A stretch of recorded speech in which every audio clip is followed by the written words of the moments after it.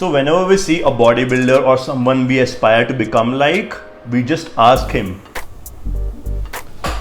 ये जिम में नया लौंडा कौन सा आया यार, जरा पूछ के आइयो इससे इसका प्रोटीन का फैट रेशियो कितना परसेंटेज है, पीसीएफ बोलियो बस, पीसीएफ क्या है आपका बता दे यार पूछ के,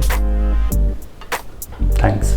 Now we generally ask that just because we can get an idea of his macronutrient split and we can apply the same in our diet plan so that we can become like him or her.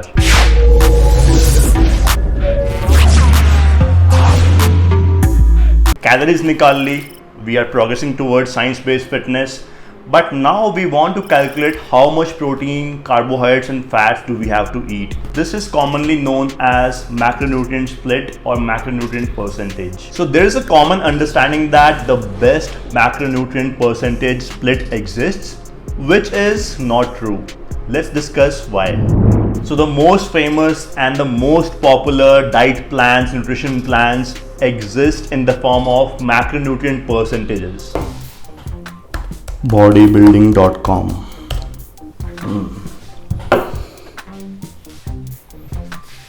Sir ji fat loss करना है, love handles नहीं जा रहे, fat loss करना है, calories निकाल ली, calories नहीं निकाली, वो भी मैं निकाल के दूं. अच्छा कैलोरीज मैं निकाल लूंगा, वो कुछ प्रोटीन का फैट रेशियो बोल रहे थे. फैट लॉस करना है 40-40-20. भाई साहब एब्स तो निकाल लिए, अब क्या करना है, मसल गेन करना है, muscle gain 30-30-40. The major problem with this approach is it doesn't consider the real requirements of our body, the real protein, carbohydrates and fats requirements of our body. It also doesn't consider the current body condition, whether you are lean, whether you are obese, it doesn't consider that. And a very important factor is the preference of the individual. Maybe you like to eat lesser of protein, maybe you like to eat lesser of carbohydrates, or maybe you enjoy fats, maybe you enjoy a lot of carbohydrates. It doesn't give you that liberty and freedom. क्या मतलब carbohydrates ज्यादा खाने हैं, जो बोला चुपचाप करो, 30-30-40. चलो. Now let's understand this practically. Let's take an example of a fat guy of 100 kgs. Are you body shaming? No, you're not. You're not body shaming. Fuck it. So let's take an example of a 100 kg overweight guy whose protein needs come out to be 150 or 160 grams according to his or her lean body mass weight, which is the fat-free mass. Now to calculate how much protein, carbs and fats this guy has to eat, let's apply the most famous and the most popular macro split, which is 40-40-20. 40% protein, 40% carbohydrates and 20% of fats. So this split is prescribed in all the bodybuilding and fitness forums for cutting and fat loss. Now let's say that this guy starts his fat loss diet at around 2500 calories.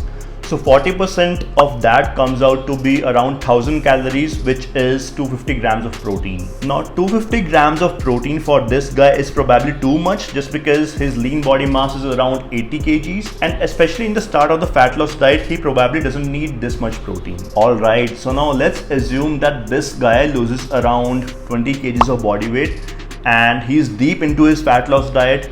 He is at around 1500 calories. 40% of 1500 calories comes out to be around 600 calories and the protein hence comes out to be 150 grams, which is probably too less for this guy just because he's deep on his cut, he's deep on his fat loss diet and probably he's on a risk of losing muscle mass. More protein for this guy would also help in satiety and feeling full. Now you must have noticed a very interesting thing.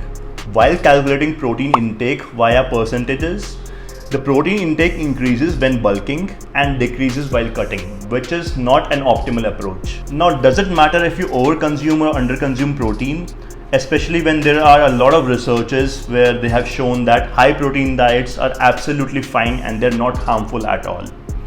I would say yes, it does. It is not an optimal approach. So if we are over consuming protein while we are in our bulking phase, it's not a good idea just because it is too heavy on our pocket. Protein is an expensive micronutrient. Second, it increases your satiety, it makes you full, and we don't want that in our bulking phase just because we have to consume a lot of calories. Third, it makes less space for carbohydrates and fats, which we can probably enjoy and carbohydrates give us a lot of energy so that we can perform in the gym. And doesn't matter if we under consume protein in our fat loss phase. Yes, it does, just because protein plays a very important part in holding your muscle. Protein plays a very important part in preserving your muscle, and it would lead to lesser satiety and you would feel less full in the diet, especially when you are low on calories. So in the closing, I would just like to say that your macronutrients should not be based on any kind of arbitrary percentages, but it should be based on these three factors. The first one is your total calorie intake or your total energy intake. Second is your lean body mass. So if you're on a leaner side carrying low body fat percentage levels, you might need a lot of protein. Second, if you're overweight, you might need lesser protein. And third, which is very important and often overlooked, is your preference. You might like carbohydrates and fats more than protein. I mean, carbohydrates are delicious, fats are delicious. So you can add a lot of them in your diet if you eat lesser of protein. बहुत काम कर लिया यार आज. Tough day at work.